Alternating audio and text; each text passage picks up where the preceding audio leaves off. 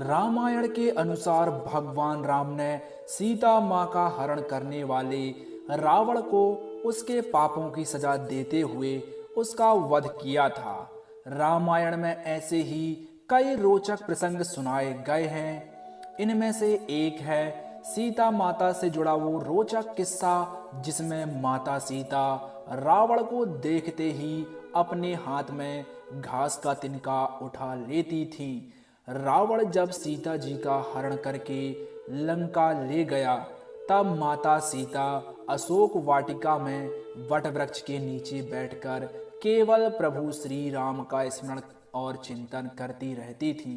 रावण बार बार आकर सीता जी को धमकाता था, लेकिन वह कुछ नहीं बोलती थी। यहाँ तक कि रावण ने श्री राम के वेश में आकर माता सीता को भ्रमित करने की कोशिश की, लेकिन फिर भी सफल नहीं हुआ। रावण थक हार कर जब अपने सैन्य कक्ष में पहुंचा तो मंदोदरी यह सब पहले से ही जानती थी। वो बोली, आपने तो राम का वेश भी धरा था, फिर क्या हुआ? रावण बोला, जब मैं राम का रूप लेकर सीता के समक्ष गया तो सीता मुझे नजर ही नहीं आ रही थी। रावण अपनी समस्त ताकत लगा चुका था, लेकिन जगत जननी माँ को आज तक कोई नहीं समझ सका, फिर रावण भी कैसे समझ पाता।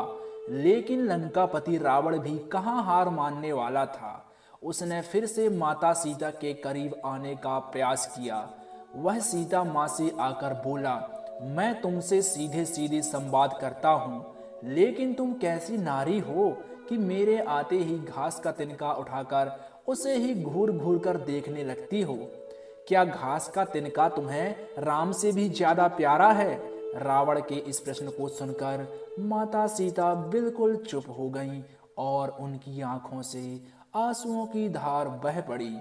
शायद वह मन ही मन उन खूबसूरत पलों के बारे में सोच रही होंगी जब श्री राम से विवाह करके अयोध्या आई थी और नई नवेली दुल्हन के रूप में आदर सत्कार हुआ था। माता सीता का बड़े आदर के साथ गृह प्रवेश हुआ और उत्सव मनाया गया। उस वक्त एक परंपरा निभाई गई और उस परंपरा में उस घास का तिनके का रहस्य छुपा हुआ है। नववधु जब ससुराल आती है तो उसके हाथ से कुछ मीठा पकवान बनाया जाता है ताकि जीवन भर परिवार के सदस्यों के बीच मिठास बनी रहे। इसलिए सीता जी ने उस दिन अपने हाथों से घर पर खीर बनाई और समस्त परिवार, राजा दशरथ सहित चारों भ्राता और ऋषि संतों को परोसी। सीता जी ने जैसे ही खीर परोसना शुरू किया कि जोर से एक हवा का झोंका आया। सभी ने अपनी अपनी पत्तल संभाली।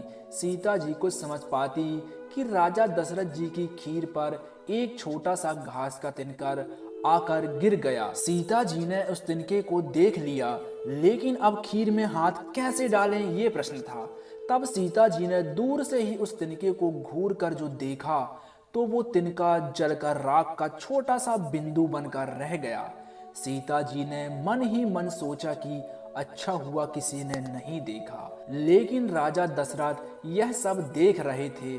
फिर भी दशरथ जी चुप रहे और अपने कक्ष में चले गए और वहां सीता जी को बुलवाया। फिर राजा दशरथ बोले, मैंने आज भोजन के समय आपके चमत्कार को देख लिया था। आप साक्षात जगत जननी का दूसरा रूप हैं, लेकिन एक बात आप मेरी जरूर याद रखना। आपने जिस नज़र से आज उस तिनके को देखा था, उस नज़र से आप अपने शत्रु को भी मत देखना। इसलिए सीता जी के सामने जब भी रावण आता था तो वो उस घास के तिनके को उठाकर राजा दशरथ जी की बात याद कर लेती थी।